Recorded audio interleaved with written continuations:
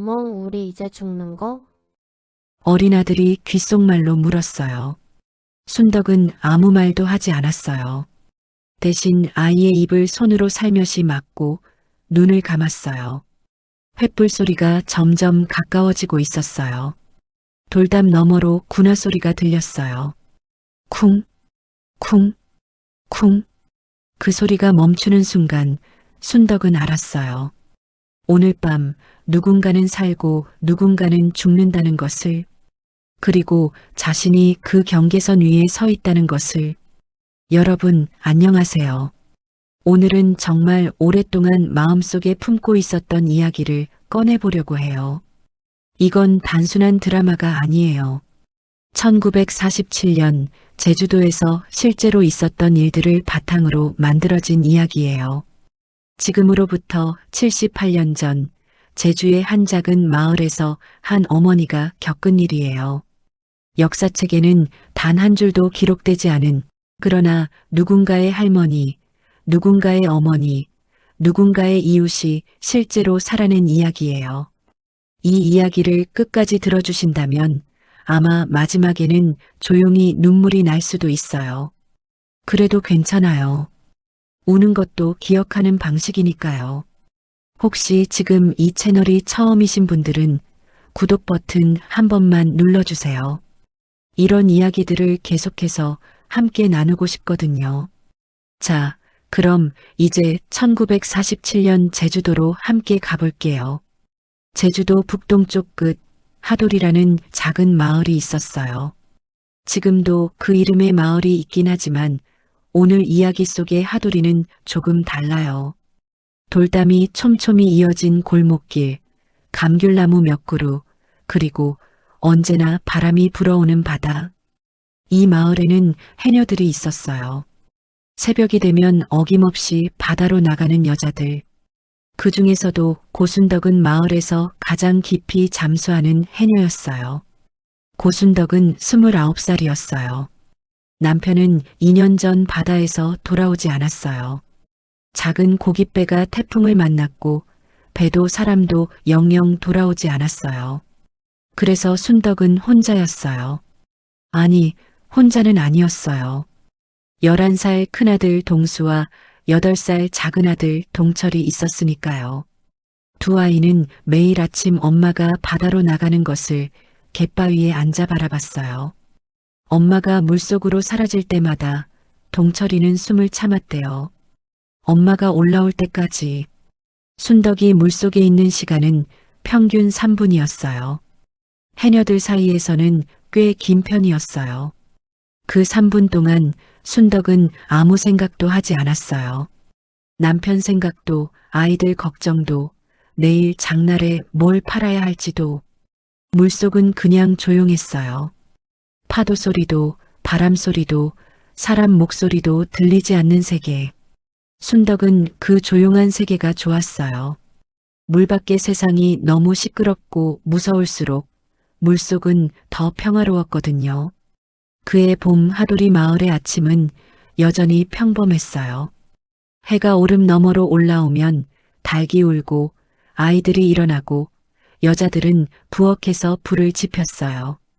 바닷가 쪽에서는 해녀들의 숨비소리가 들려왔어요. 숨비소리는 해녀들이 물 위로 올라와 한꺼번에 내쉬는 숨소리예요. 호이. 그 소리가 새벽 바닷바람을 타고 마을까지 들려오면 하돌이 사람들은 그게 곧 아침의 신호라는 걸 알았어요. 오늘도 해녀들이 살아있구나. 오늘도 바다가 우리를 먹여 살려주는구나. 순덕의 시아버지 오름의 어른은 마을에서 가장 나이 많은 어른 중 하나였어요. 55살, 등이 약간 굽었지만 목소리는 여전히 단단했어요. 그는 매일 저녁 마을 어귀 팽나무 아래에 앉아서 라디오를 들었어요. 라디오는 귀했어요. 마을에서 라디오를 가진 집이 세 집밖에 없었거든요. 그래서 저녁이 되면 마을 어른들이 하나둘 팽나무 아래로 모여들었어요. 그런데 1947년 봄부터 라디오에서 이상한 말들이 흘러나오기 시작했어요. 제주도에서 무장봉기가 일어났습니다. 경찰과 서청 단원이 사상자를 냈습니다. 토벌대가 파견될 예정입니다. 어른들은 서로 눈치를 봤어요. 오름의 어른은 라디오 소리를 더 낮게 줄였어요. 그리고 짧게 말했어요. 제주가 이상하다이. 그 말이 팽나무 잎사귀처럼 바람에 흔들리다 사라졌어요. 아무도 더 말하지 않았어요. 4월이 됐어요. 제주도 전역에 4.3이라고 불리는 사건이 본격적으로 시작되던 그 시절이에요. 제주도 남로당 무장대가 경찰지서를 습격하면서 시작된 봉기는 정부의 강경 진압으로 이어졌어요. 문제는 진압이 무장대만을 향하지 않았다는 거예요. 마을 전체가 표적이 됐어요. 무장대원의 가족이라는 이유로, 마을 이장을 안다는 이유로, 심지어 그냥 그 마을에 살았다는 이유만으로도 사람들이 끌려갔어요. 하도리는 아직 조용했어요. 하지만 그 조용함이 바람이 불기 전에 고요함이라는 것을 순덕은 아직 몰랐어요. 4월 중순의 어느 새벽이었어요. 동쪽 하늘이 빨갛게 물들기 시작할 때 순덕은 물질을 마치고 갯바위로 올라왔어요. 숨비 소리를 길게 내쉬는데 동수가 달려왔어요. 아이의 얼굴이 하얗게 질려 있었어요. 어멍 저기 봐봅소. 동수가 가리킨 곳을 따라 순덕이 고개를 돌렸어요. 멀리 마을 건너편 오른 방향에서 연기가 피어오르고 있었어요. 검고 두꺼운 연기였어요. 그날 오후부터 피난민들이 하도리로 들어오기 시작했어요. 인근 북촌 마을 사람들이었어요. 그들의 눈은 충혈돼 있었고 발은 맨발이었어요. 아이를 등에 업은 여자들, 노인을 부축한 청년들, 울지도 못하고 그냥 멍하니 걷는 사람들. 순덕은 자기 집 마루를 열었어요. 마루가 가득 찼어요. 부엌 바닥도 가득 찼어요. 그날 밤 피난민 중 한 여자가 순덕의 손을 꽉 잡았어요.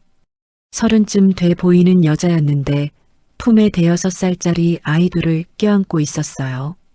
여자의 이름은 알 수 없었어요. 그냥 손만 잡고 오래오래 있었어요. 한참 뒤에 여자가 말했어요. 삼촌, 우리 애기들은 아무 죄가 없수다. 무사 우리 애기들이 영해야 될 맛이 무섭과. 순덕은 아무 말도 못했어요. 할 말이 없었어요. 아무 죄가 없다는 걸 순덕도 알았거든요. 그 다음날 아침이었어요. 하도리 마을 어귀에 군용 트럭 2대가 들어섰어요. 짐칸에서 군인들이 내렸어요. 그리고 맨 앞에 선 한 남자가 마을을 둘러봤어요. 그는 38살 박진철이라는 이름의 소대장이었어요. 서북청년단 출신으로 군에 편입된 인물이었어요. 키가 크고 눈이 날카로웠어요. 그는 마을 어귀에 천막을 치게 하고 첫 명령을 내렸어요. 마을 청년 명부를 오늘 해가 지기 전에 가져와라. 오름의 어른이 마을 어른들을 모았어요. 다들 얼굴이 굳어 있었어요. 이거 어떻게해야 될 거라?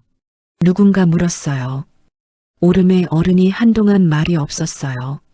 그리고 천천히 입을 열었어요. 일단 응해보게. 지금은 먼저 살아야 되난. 맞서지 말라이. 순덕은 그날 저녁 바다로 나갔어요. 물질을 하러가 아니었어요. 그냥 바다 앞에 서고 싶었어요. 파도가 발등을 적셨어요. 차가웠어요. 4월의 제주 바다는 아직 차가웠어요. 순덕은 물속을 들여다봤어요. 여전히 조용한 세계가 그 아래에 있었어요. 하지만 오늘은 그 조용함 속으로 들어갈 엄두가 나지 않았어요. 왠지 올라오지 못할 것 같았거든요. 그렇게 하도리의 봄이 바뀌기 시작했어요. 새벽마다 들려오던 숨비 소리 대신 군화 소리가 들렸어요. 닭 울음소리 대신 누군가 끌려가는 소리가 들렸어요. 팽나무 아래 라디오 소리는 이제 아무도 켜지 않았어요. 마을은 조용해졌어요. 하지만 이건 물속의 조용함이 아니었어요. 이건 무언가가 사라지는 조용함이었어요. 박진철 소대장이 하도리에 천막을 친 지 사흘째 되던 날이었어요. 그가 순덕을 따로 불렀어요.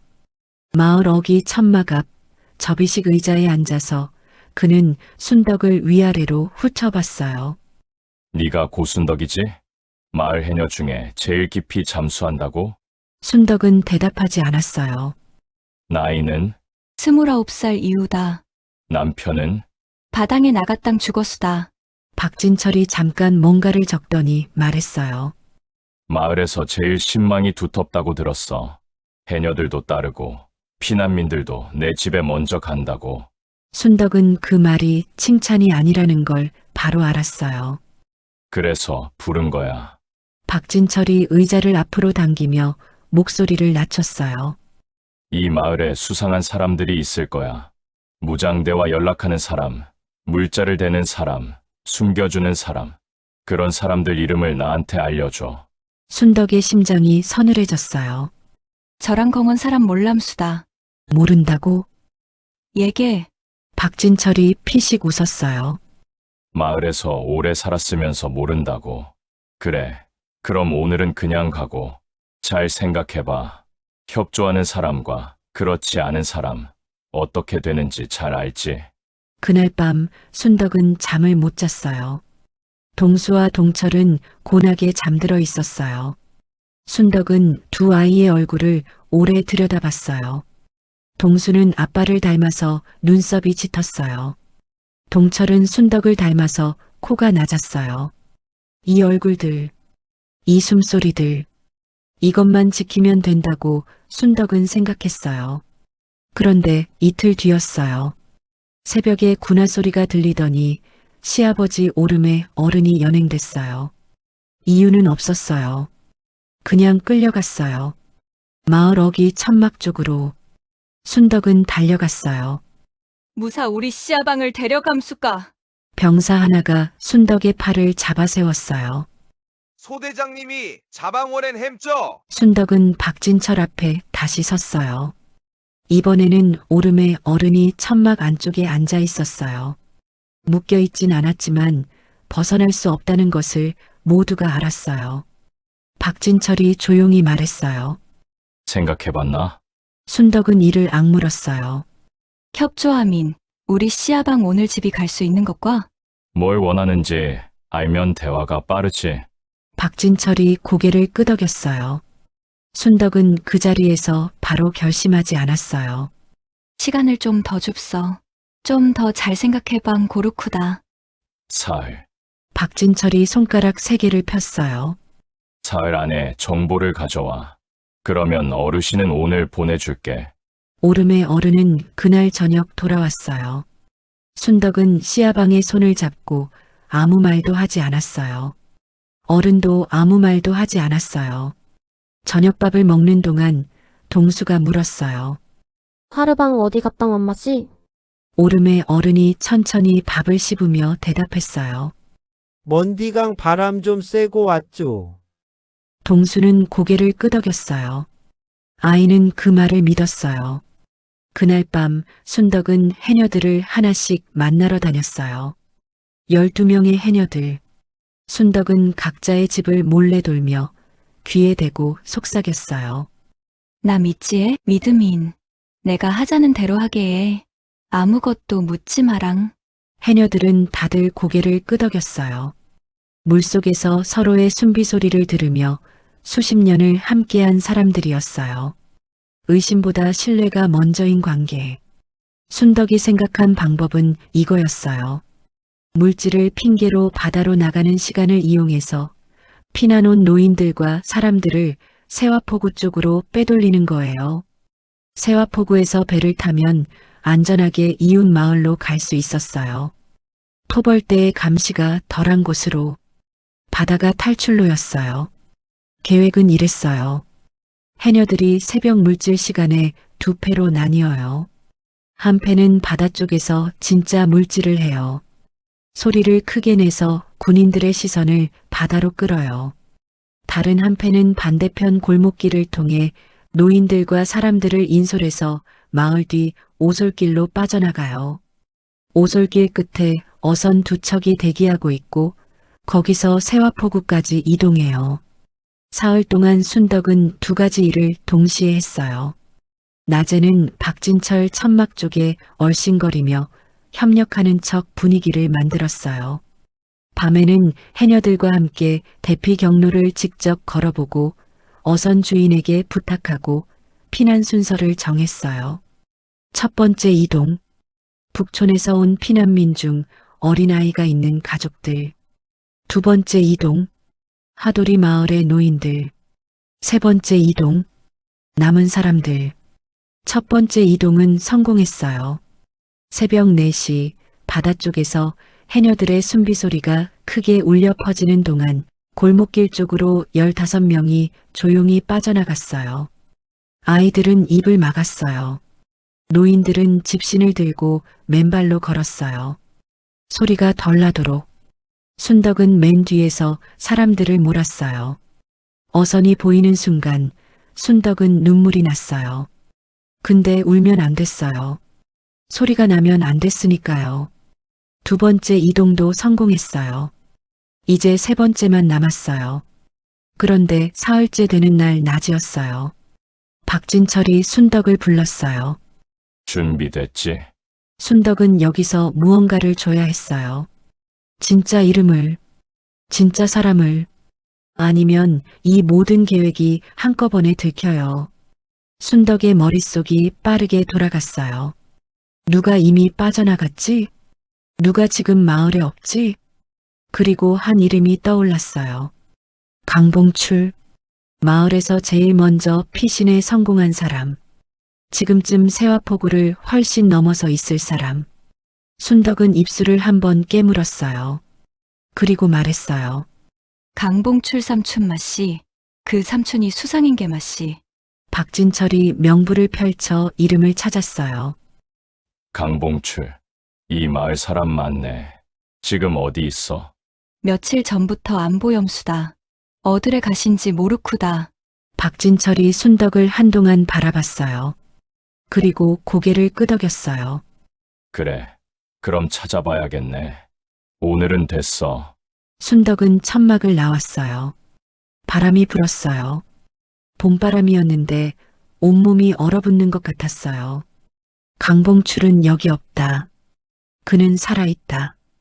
그런데 왜 이름을 불렀을 뿐인데 순덕은 자신이 누군가를 죽인 것 같은 느낌이 드는 걸까요? 그날 밤 세 번째 이동을 준비하던 중이었어요. 해녀 중 하나인 부덕이가 달려왔어요. 얼굴이 하했어요. 순덕아, 큰일 났죠? 박진철이 눈치를 챈 거예요. 아니, 정확히는 누군가 일러 바친 거예요. 마을 안에 박진철 편인 사람이 있었던 거예요.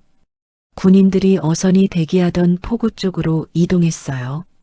그리고 날이 밝자 박진철이 직접 순덕의 집으로 왔어요. 그는 마루 앞에 서서 동수를 불렀어요. 동수는 영문도 모른 채 마루로 나왔어요. 박진철이 동수의 어깨에 손을 올렸어요. 네가 큰아들 동수지? 순덕이 달려 나왔어요. 그 손 치웁소. 고순덕, 내가 지금 나를 상대로 장난을 치고 있었어. 해녀들 물질 시간에 사람들을 빼돌리고 있었어. 순덕은 말을 잃었어요. 알고 있는 이름 다 말해. 지금 당장. 그럼 네 큰아들은 놔줄게. 마루 위에서 동수가 엄마를 바라봤어요. 11살 아이의 눈이 무서움으로 가득 찼어요. 순덕은 그 눈을 봤어요. 그리고 이를 악물었어요. 누구를 불러야 하지. 이미 피신한 사람, 이미 없는 사람. 그 이름이 또 하나 있었어요. 마을 청년 하나. 사흘 전에 혼자 오름 너머로 넘어간 것을 순덕이 직접 봤어요. 이덕수. 순덕이 말했어요. 목소리가 떨렸어요. 덕수가 수상해 보영계 맛씨. 가이도 며칠 전부터 안보염수다. 박진철이 동수의 어깨에서 손을 뗐어요. 확실한 거지? 확인해 봐야겠군. 동수가 순덕에게 달려왔어요. 순덕은 아이를 꽉 안았어요. 그날 밤 아이들이 잠든 뒤 순덕은 마당으로 나왔어요. 하늘에 별이 많았어요. 제주의 4월 밤하늘은 별이 참 많아요. 순덕은 그 별들을 올려다보다가 조용히 주저앉았어요. 그리고 소리 없이 울었어요. 자기가 무슨 짓을 한 건지 알았거든요. 이름을 부른 것뿐이에요. 이미 없는 사람 이름을. 그래서 아무도 안 다쳤어요. 그런데 왜 이렇게 더러운 느낌이 드는 걸까요? 아마도 그건 선택 자체가 더러워서가 아니었을 거예요. 그런 선택을 해야 하는 상황으로 자신을 몰아넣은 세상이 더러웠기 때문이에요. 순덕은 그걸 알면서도 자기 자신을 용서하기가 쉽지 않았어요. 세 번째 이동은 결국 중단됐어요. 포구가 막혔으니까요. 하지만 첫 번째와 두 번째 이동에서 빠져나간 사람은 28명이었어요. 그 28명 중에는 아이가 12명이었어요. 순덕은 그 숫자를 마음속에 새겼어요. 28, 12. 이것만 기억하기로 했어요. 순덕은 바다 앞에 다시 섰어요. 이번에는 물에 들어가지 않았어요. 그냥 바다를 봤어요. 파도가 밀려왔다 물러갔어요. 아무 말도 없이, 아무 이유도 없이 그냥 반복했어요. 순덕은 생각했어요. 바다는 아무것도 기억하지 않는구나. 오늘 밀려온 파도도 내일이 되면 이미 다른 파도예요. 근데 사람은 달라요. 사람은 기억을 지울 수가 없어요. 그리고 순덕은 그 기억을 지우지 않기로 했어요. 토벌대가 하도리에서 철수한 건 1948년 11월이었어요. 들어온 지 반년이 훌쩍 넘어서야 그들은 짐을 쌓고 트럭에 올랐어요. 박진철 소대장이 마지막으로 마을을 한번 돌아봤어요. 그의 눈이 순덕의 집 쪽에 잠깐 머물렀어요. 그리고 트럭이 출발했어요. 마을에 침묵이 내려앉았어요. 하지만 이 침묵은 봄의 침묵이 아니었어요. 이건 무언가가 끝난 뒤의 침묵이었어요. 살아남은 사람들이 서로의 얼굴을 피했어요. 눈이 마주치면 어색했어요. 같이 울어야 할지, 같이 웃어야 할지 아무도 몰랐으니까요. 순덕도 마찬가지였어요. 해녀복을 한동안 입지 않았어요. 물질을 해야 먹고 살 수 있는데 그래도 안 갔어요. 바다 앞에 서면 그날 밤이 떠올랐어요. 동수를 잡고 있던 박진철의 손, 자신의 입에서 나온 두 개의 이름, 강봉출, 이덕수, 두 사람은 살아있었어요. 나중에 알았어요. 강봉출은 한림포구를 넘어 전라도 쪽에서 살고 있었고, 이덕수는 오름을 넘어 다른 마을에 숨어 있었어요. 아무도 순덕 때문에 잡히지 않았어요. 근데 마을에 소문이 돌았어요. 순덕이 자기가 이름을 골아줬댄 맛이 종려가 군인신디 골아졌댄. 정확한 사실은 아무도 몰랐어요. 순덕이 이름을 댄 건 맞지만 그 이름들이 이미 마을을 떠난 사람들이었다는 것을, 그 선택이 오히려 마을 사람들을 더 지키기 위한 것이었다는 것을 아무도 몰랐어요. 알려고도 하지 않았어요. 상처 입은 사람들은 누군가를 탓해야 버틸 수 있거든요. 순덕은 해명하지 않았어요. 설명할 수가 없었어요. 어떻게 설명해요? 나랑 이미 마을을 떠난 사람 이름을 골아준 것 뿐이오다. 그 말이 어떻게 들릴지, 그 말이 진실이라도 입 밖으로 꺼내는 순간 변명처럼 들릴 것 같았어요. 그래서 순덕은 그냥 견뎠어요. 어느 날 오후 오름에 어른이 순덕의 집으로 왔어요. 마루에 나란히 앉아서 두 사람은 한동안 말이 없었어요. 바람이 불었어요. 감귤나무 잎이 흔들렸어요. 오름에 어른이 먼저 입을 열었어요. 너가 어떠했든 잠깐 멈췄어요. 살아이신안 된 거요. 순덕은 그 말을 한동안 속으로 되새겼어요. 위로인가? 형벌인가? 살아있으니 됐다. 그게 충분한 이유가 되는 걸까요? 살아있다는 것만으로. 순덕은 그 대답을 그날은 찾지 못했어요. 아니, 한동안 찾지 못했어요. 겨울이 지나갔어요. 하도리에 다시 봄이 왔어요. 1949년 봄이었어요. 작년의 봄과 같은 봄이었지만 완전히 다른 봄이었어요. 어느 새벽 동수가 순덕의 방으로 들어왔어요.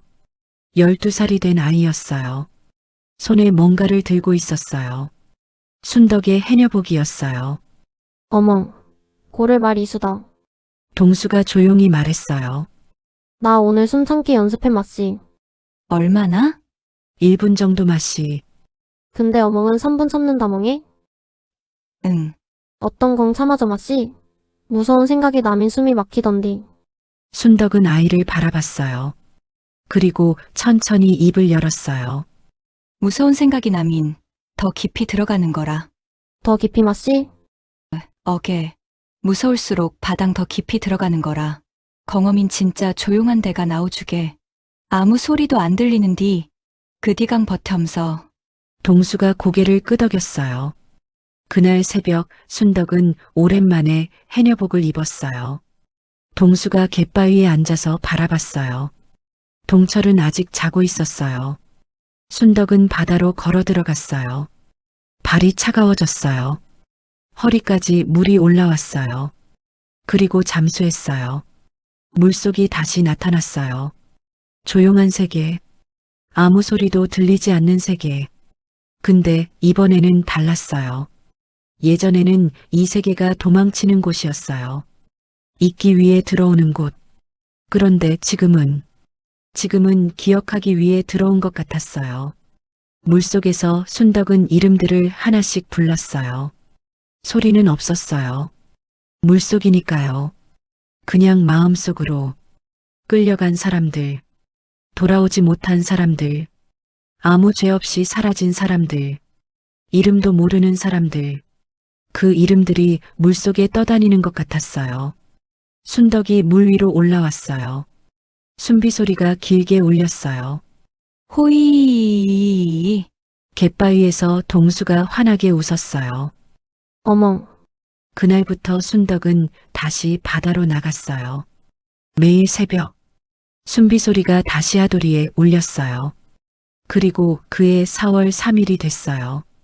딱 1년 전 모든 게 시작됐던 날. 순덕은 새벽 물질을 마치고 갯바위로 올라왔어요. 그리고 주머니에서 뭔가를 꺼냈어요. 동백꽃 한 송이였어요. 붉은 꽃이었어요. 순덕은 그 꽃을 바다에 띄웠어요. 아무 말도 하지 않았어요. 기도도 하지 않았어요. 그냥 바다 위에 꽃을 올려놓고 파도가 가져가도록 뒀어요. 옆에 서 있던 해녀 부덕이가 그걸 봤어요. 부덕이도 아무 말하지 않고 품에서 동백꽃을 꺼냈어요. 바다에 띄웠어요. 그 다음 해녀도 12명의 해녀가 12송이의 동백꽃을 바다에 띄웠어요. 아무도 말하지 않았어요. 숨비 소리도 없었어요. 그냥 12송이의 붉은 꽃이 파도 위를 천천히 흘러갔어요. 동백꽃은 원래 꽃잎이 하나씩 떨어지지 않아요. 꽃 전체가 통째로 떨어지거든요. 그래서 어떤 사람들은 동백을 불길하다고 했어요. 목이 잘리는 것 같다고. 하지만 순덕은 다르게 생각했어요. 동백은 지는 순간에도 흐트러지지 않아요. 끝까지 온전해요. 그래서 더 오래 기억되는 거예요.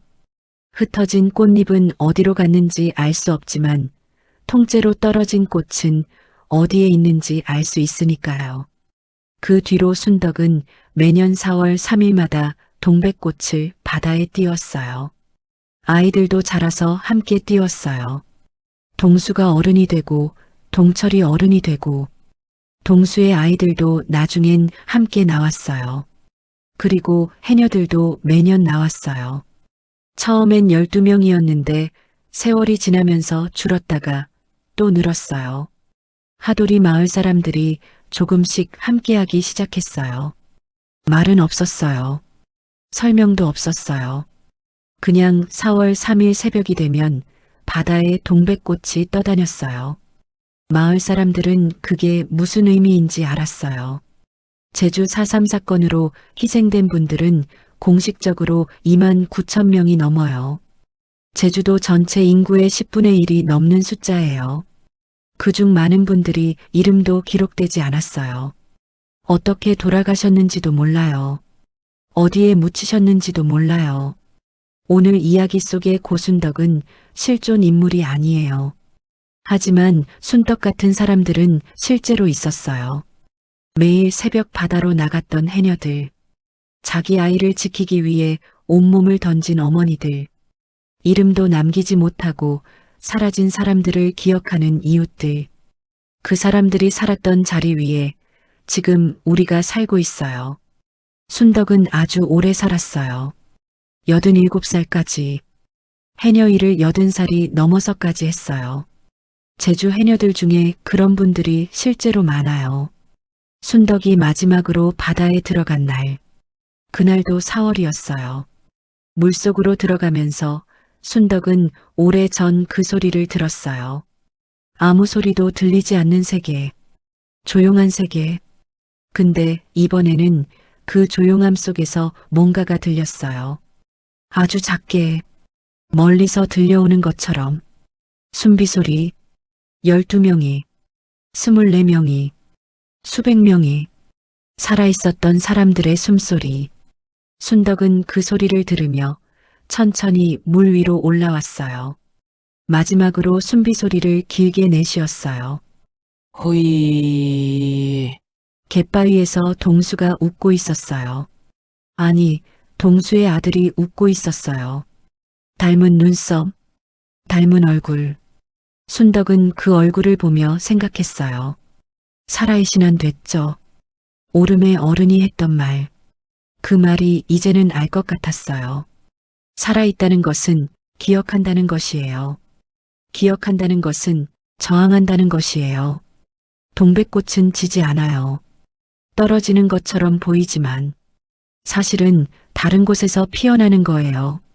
여러분, 오늘 이 긴 이야기를 끝까지 함께 해주셔서 진심으로 감사해요. 제주 4.3 사건은 1947년에 시작됐지만 공식적으로 국가가 사과한 건 2003년이에요. 사건이 일어난 지 55년이 지나서야요. 그 사이에 살아남은 분들은 수십 년 동안 그 이야기를 입 밖에도 꺼내지 못했어요. 말했다가 빨갱이로 몰릴 수 있었으니까요. 그래서 기억이 중요해요. 우리가 이 이야기를 듣고 기억하고 다음 사람에게 전하는 것. 그게 살아남은 사람들에 대한 최소한의 예의라고 생각해요. 이 이야기가 마음에 남으셨다면 좋아요 버튼 꾹 눌러주세요. 그리고 댓글로 한마디만 남겨주세요. 어떤 말이든 좋아요. 기억하겠습니다. 할머니 생각났어요. 제주에 가보고 싶어요. 뭐든 좋아요. 그 댓글 하나가 이 이야기가 더 많은 분들께 닿을 수 있게 해줘요. 그리고 혹시 주변에 제주 4.3을 잘 모르는 분들이 계신다면 이 영상 한번 공유해 주세요. 이야기로 역사를 기억하는 것 가장 오래가는 방법이거든요. 다음 이야기에서 또 만나요. 항상 건강하게 따뜻하게 지내세요. 감사해요. 이 이야기는 제주 4.3 사건을 바탕으로 한 허구적 재구성입니다. 실존 인물이나 특정 사건을 직접 묘사하지 않았으며 희생자분들의 삶과 기억에 경의를 담아 만들었어요.